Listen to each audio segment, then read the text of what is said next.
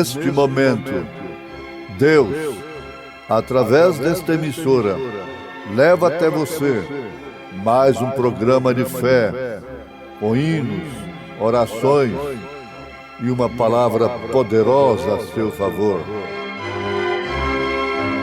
Fé para vencer o mundo. Somente crer, somente crer, tudo é possível, somente crer, somente crer, somente crer, tudo é possível, somente crer.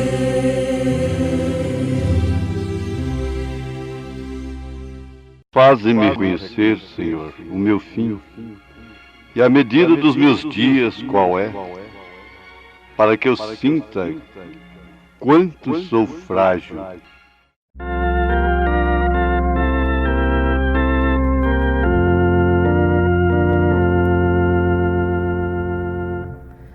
Ouve o Senhor a te chamando. Queres hoje tu servir a mim? Queres sim buscar o vil perdido? Ouve o Senhor assim falar. Diz Senhor, diz Senhor, o que devo eu aqui fazer? Diz Senhor, diz Senhor, eis-me aqui, eu irei responder.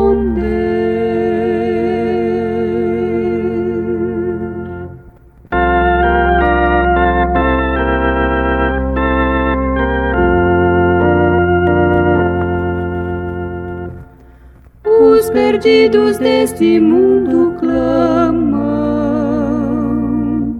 ouve o clamor do sofredor. Cristo hoje está te convidando, oh, responde-lhe sim, eis-me aqui. Diz Senhor, diz Senhor, diz Senhor, diz Senhor, o que devo eu aqui fazer? Diz Senhor, diz Senhor, eis-me aqui, eu irei responder.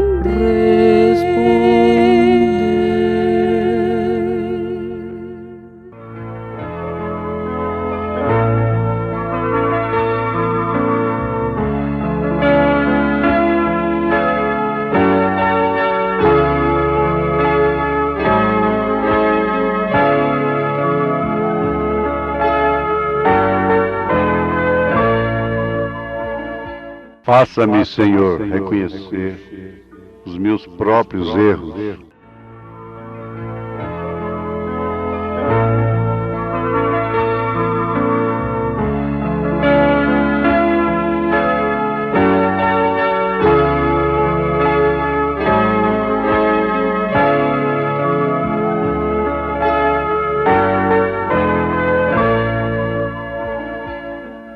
O Espírito Santo não faz do crente um masoquista, um legalista.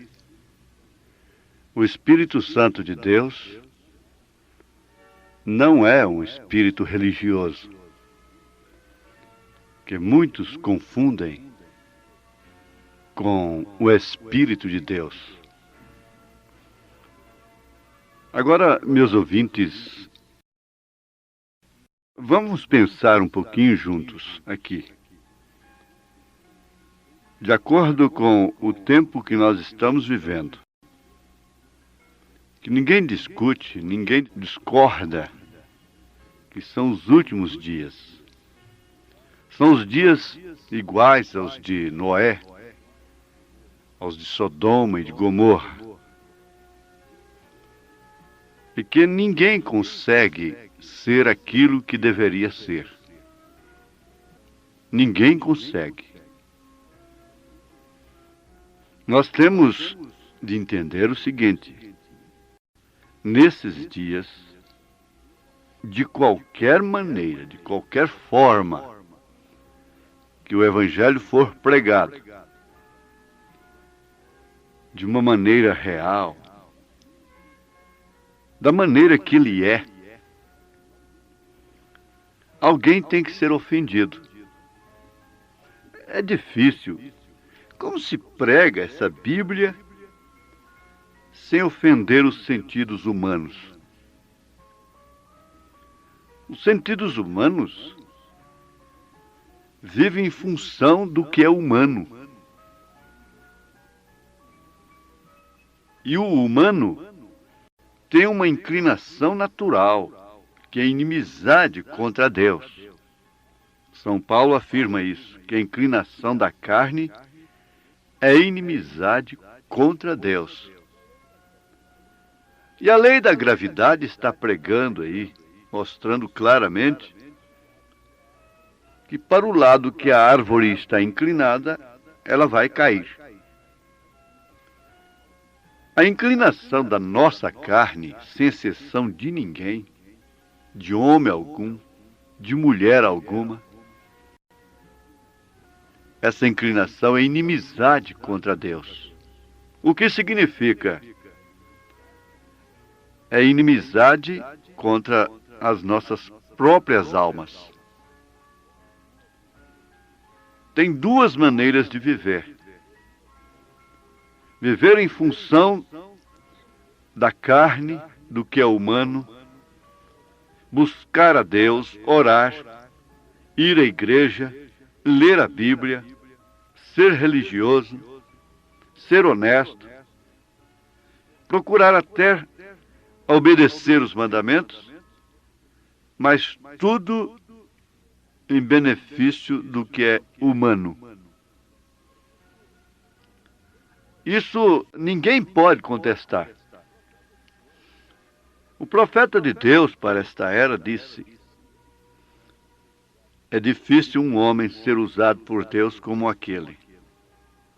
Nós tivemos grandes homens durante as eras. Moody, Finney, Billy Graham, Oral Roberts, Lutero, Columba, Martim, John Wesley e tantos outros.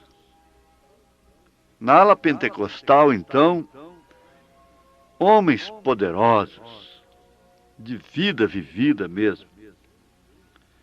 Mas ninguém teve a plenitude deste último mensageiro.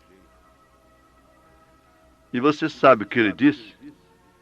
O maior inimigo que eu conheço, que eu tenho, se chama William Marion Branham. Isso quer dizer, o maior inimigo que eu tenho sou eu. É o ego. A minha carne. Os meus sentidos. Isto por quê? Estes sentidos vivem em função do que é humano. Em função da terra. Agora, há um sentido que luta contra todos os demais. Esse é o homem da máquina. É uma fé, não fé comum. Não fé que todos têm. É uma fé para viver ao contrário dos sentidos. Sem masoquismo, sem espírito religioso, sem fanatismo, sem radicalismo, sem liberalismo. Então, nós constatamos o seguinte: muita gente interpreta de uma forma muito errada, uma forma enganosa, o que nós pregamos. Nós não pregamos contra nenhum indivíduo, nenhuma pessoa. Nós pregamos contra sistemas e contra nós mesmos. O evangelho que não nos ofende não é o evangelho de nosso Senhor Jesus Cristo. Quando ele disse: entrai pela porta, porque espinhoso é o caminho que conduz à vida eterna, ele estava dizendo exatamente isso aí. Quando ele disse: no mundo tereis aflições, quando ele disse: os homens amaram mais as trevas do que a luz, porque as suas obras são más, quando ele disse através do apóstolo Paulo, na sua carta aos Hebreus, capítulo 12, que aquele que não aceita a correção não é filho, é bastardo. Ele disse através do Espírito Santo, pelo mesmo São Paulo, que esta palavra inspirada é pronta para corrigir, redarguir, exortar. Ele disse através do Espírito Santo, pelo mesmo São Paulo, que nos últimos dias os homens não suportariam a sã doutrina. Agora, nem por isso deixariam de ser religiosos, mas amontoariam doutores para si, conforme as suas próprias concupiscências. Isto é a Bíblia. Esta mensagem que nós pregamos, que nós anunciamos, é uma mensagem que vai nos julgar. Você sabe que a primogenitura que Jacó adquiriu, alcançou daquela forma, é que lhe estava causando a morte? Ele morreria sem dúvida. Sem dúvida alguma ele morreria. Chegou o instante de que a sua característica, a usurpação, a esperteza, para dar sentido ao seu nome, Jacó, não pôde resolver mais nada. Eu costumo dizer assim, que Deus, conhecendo o mapa geográfico da terra, conhece cada grão de areia, cada lugarzinho, cada locazinha dentro do rio mais profundo, onde esconde um peixinho durante a noite, lá nas profundidades do mar. Esse Deus colocou um alfinete bem no lugar chamado Vale de Jaboque.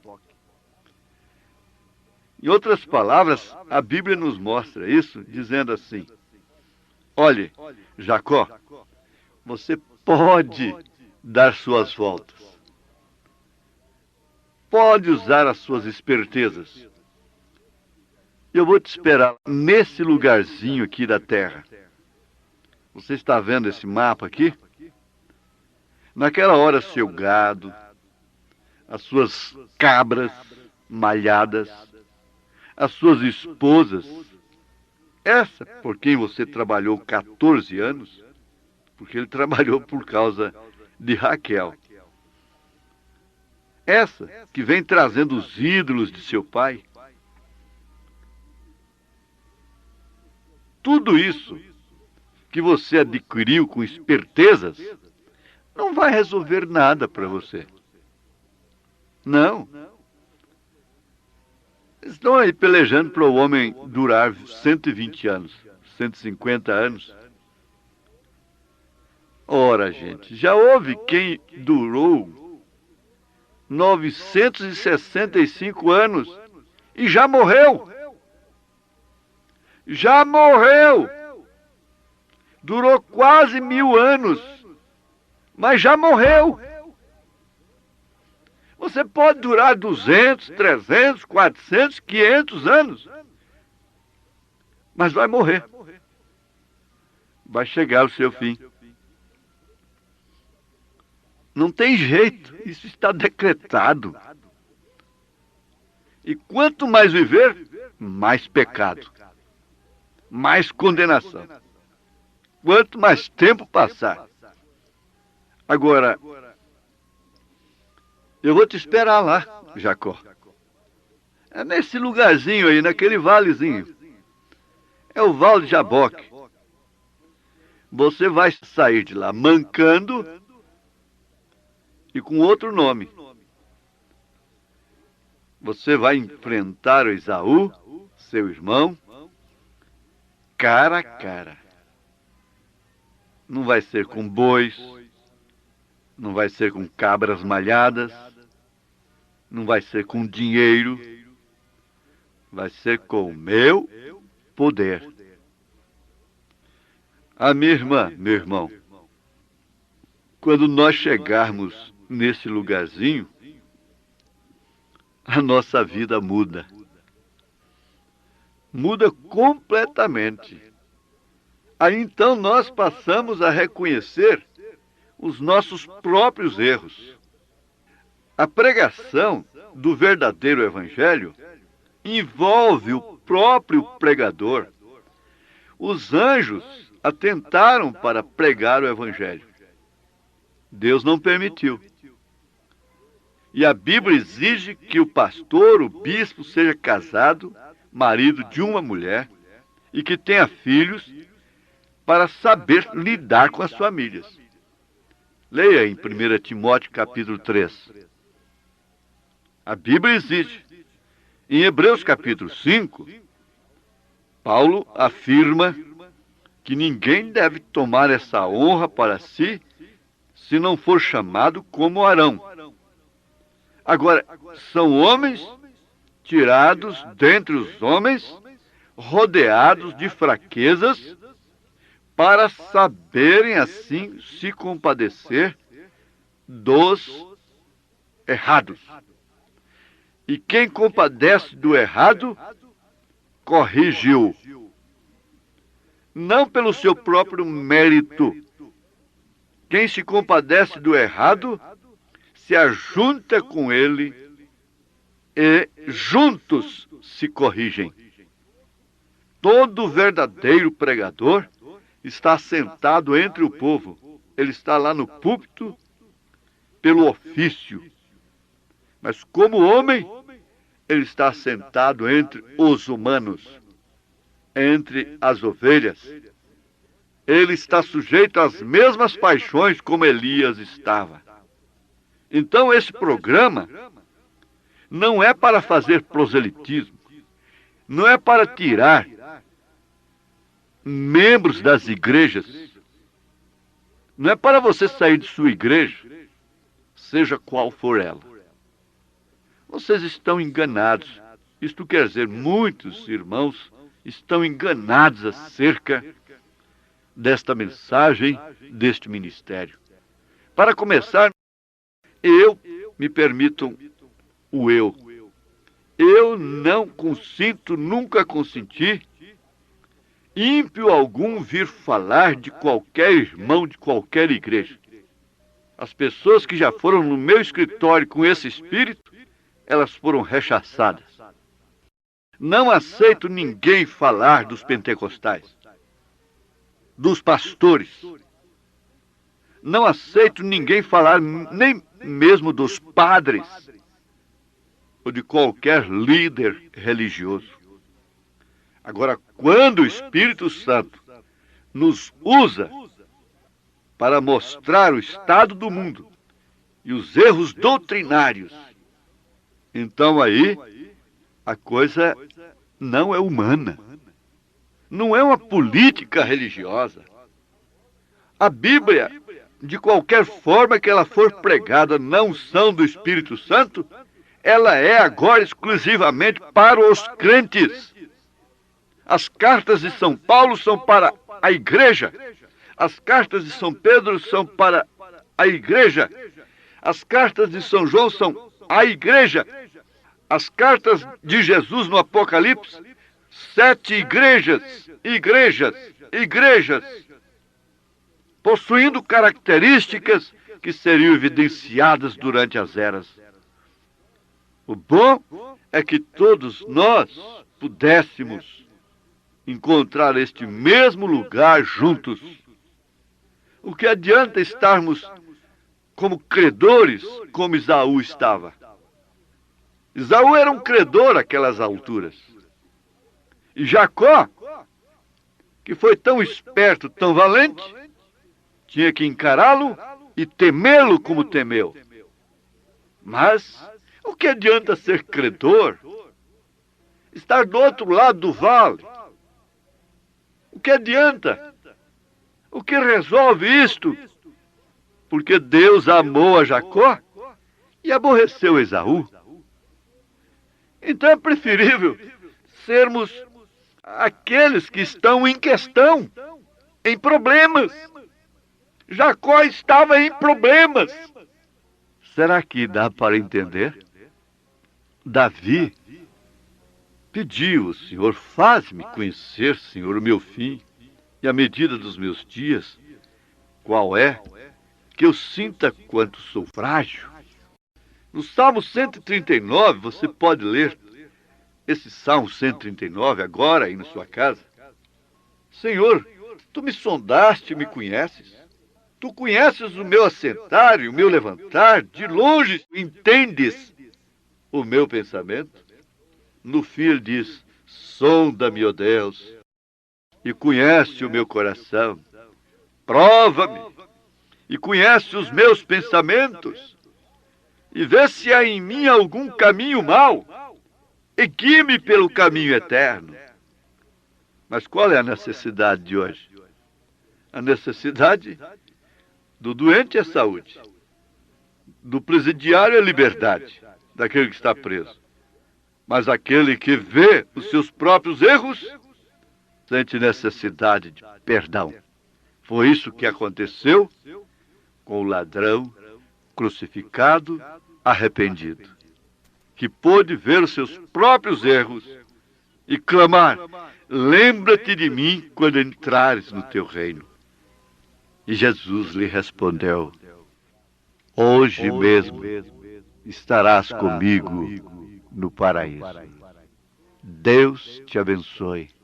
Em nome de Jesus Cristo. Amém. Se tu, minha alma, a Deus suplicas e não recebes, confiando fica em suas promessas, que são muito ricas e infalíveis para te valer. Porque te abates, ó minha alma, e te comoves, perdendo a calma. Não tenhas medo, em Deus espera, porque bem cedo Jesus virá.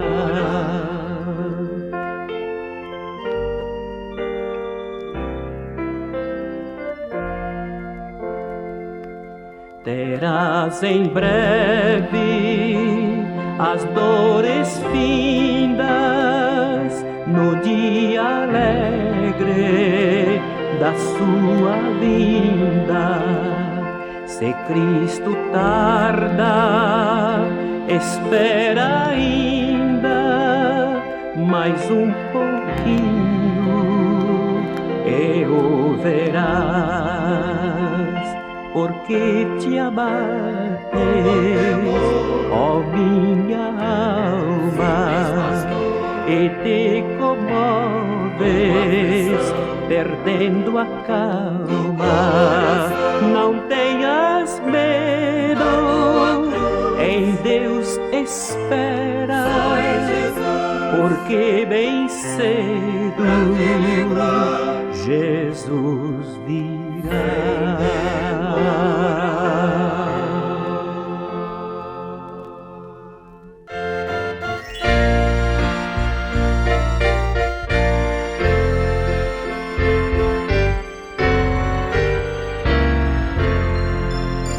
A cada passo que eu dou na vida é um degrau a mais que subo ao céu. Em Cristo eu tenho a melhor guarida e da morte não temo labéu. A cada passo vou me aproximando daquele lar que Cristo prometeu, e passo a passo sigo caminhando, a cada instante mais perto de Deus. Estou seguro em suas mãos divinas, que me conduzirão ao santo lar. Em Cristo tenho a chave certa que abre o portal da glória celestial. A cada passo vou me aproximando daquele lar que Cristo prometeu, e passo a passo sigo caminhando, a cada instante mais perto de Deus.